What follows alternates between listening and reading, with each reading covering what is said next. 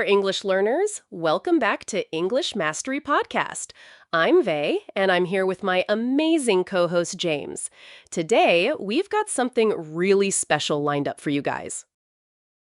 Absolutely, Vey. Hey everyone, James here. We're super excited about today's episode because we're diving deep into workplace English conversations. You know, the kind of dialogue you'll actually use in real professional settings. And honestly, this is one of my favorite topics because it's so practical and useful. Oh, I love that. You know what, James? I think workplace conversations can be intimidating for English learners, but they don't have to be.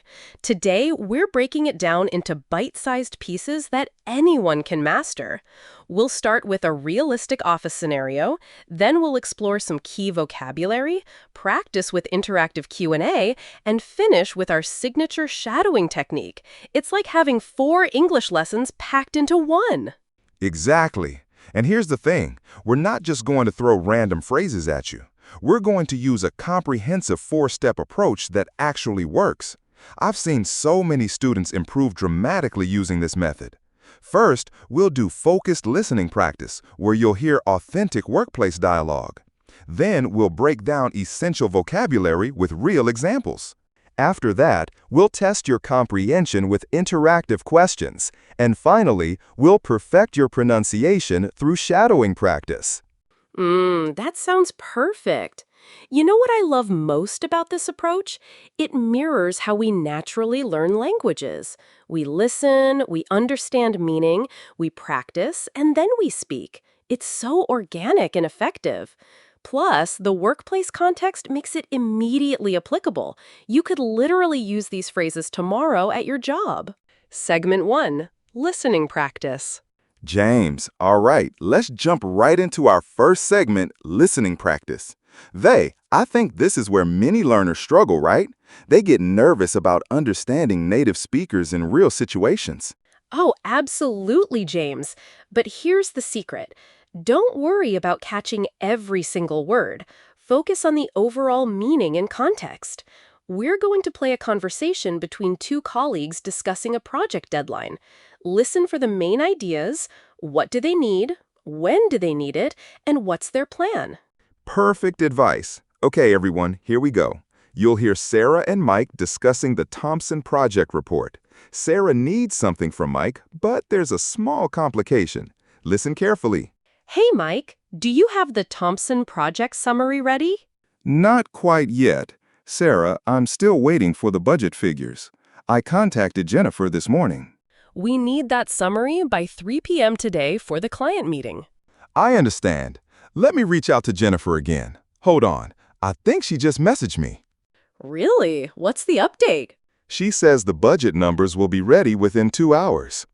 Great. In the meantime, could you work on the executive summary? Absolutely. I can handle that. Once I get those figures, I'll complete everything on schedule. Perfect. Keep me posted if anything changes. Will do. I'll update you as soon as I hear back from Jennifer. Did you catch the main points? Mike needs budget numbers from Jennifer to finish the Thompson project summary that's due at 3 p.m. While waiting, he'll work on the executive summary. It's a typical workplace situation, right, James? Exactly. And notice how polite and professional they were? That's key in workplace English. They used phrases like, "Could you work on?" instead of direct commands. And they confirmed understanding with "will do" and "I'll update you." Segment 2. Vocabulary building. Now let's dive into our vocabulary section. James, I think these workplace expressions are absolute gold for English learners. They're used constantly in professional environments. Oh yeah, definitely. Let's break down 4 essential phrases from that conversation. First up, in the meantime. This means while we're waiting or during the time before something else happens. For example, the printer is being repaired. In the meantime, please email me your documents. Ooh, great example. Next, we have hold on. This is a polite way to say, wait a moment. It's more casual than please wait. You might say, hold on, I need to grab my notes before we start the meeting. It's super useful in everyday conversations. Absolutely. Then there's keep me posted. This means continue to give me updates or let me know what happens. For instance, I'm interested in how the presentation goes. Keep me posted. It shows you care and want to stay informed. And finally, I'll update you. This is your promise to share new information later. Like, I don't have the sales results yet, but I'll update you by Friday. It's professional and shows responsibility. You know what, James? I want our listeners to remember something super important. Repetition is the key to fluency. Watch this episode multiple times, practice these phrases out loud, and they'll become second nature. Ha ha, yes. Vey's absolutely right. Don't just listen passively. Pause the video, repeat the phrases, use them in your own sentences. That's how you build muscle memory for English speaking. Segment 3. Interactive Q&A practice. All right, everyone. Time for my favorite part, interactive practice. We're going to ask questions about the conversation, and I want you to answer out loud before we give you the correct response. This really boosts your speaking confidence, doesn't it, James? Oh, it absolutely does. Speaking out loud, even when you're alone, trains your mouth muscles and builds fluency. Don't be shy. Pretend you're having a conversation with us. Let's start with some comprehension questions. First question. Did Sarah ask Mike about the Thompson project or the Wilson project? Think about it. Got your answer? She asked about the Thompson project, the Thompson project summary to be specific. Nice. Next, why couldn't Mike provide the summary immediately? Take a moment to think. Right, because he was still waiting for the budget figures from Jennifer. He needed those numbers to complete the report. Exactly. Here's another one. What time did Sarah need the summary completed? Come on, shout it out. By 3 p.m. today. She needed it for the client meeting, which shows how important deadlines are in workplace situations. Great job.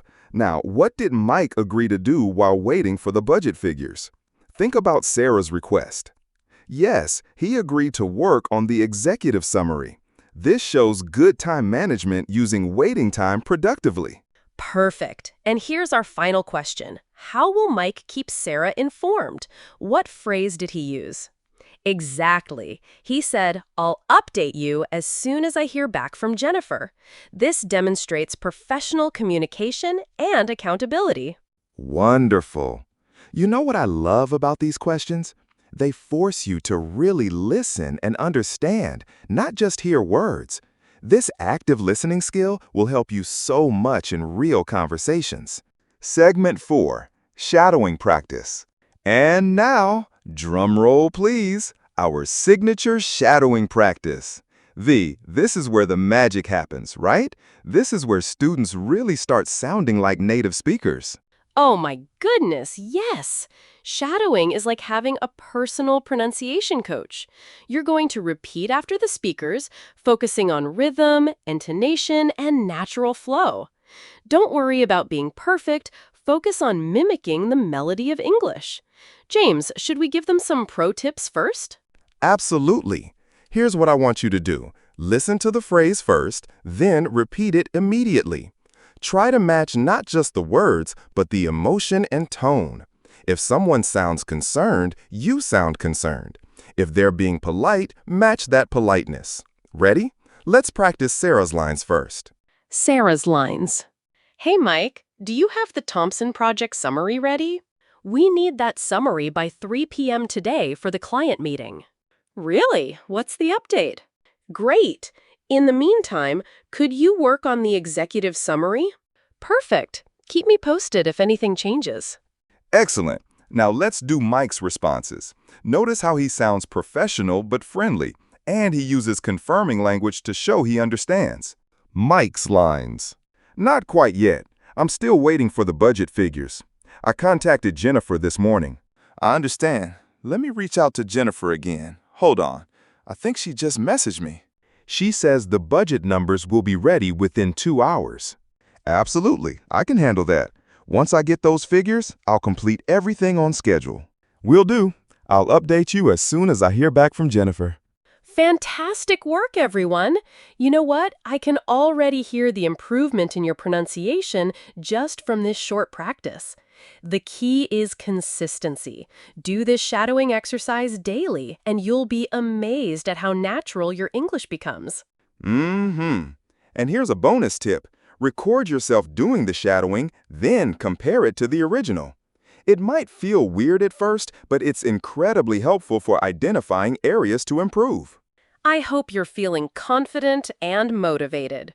Remember, learning English is a journey, not a destination.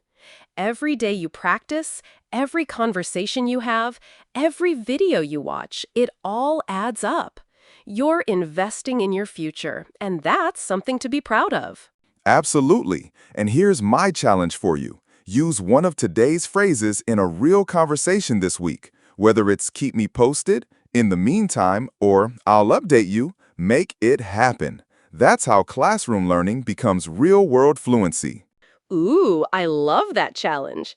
And don't forget to practice this episode multiple times. Repetition is your secret weapon for English mastery. We believe in you, and we can't wait to hear about your progress.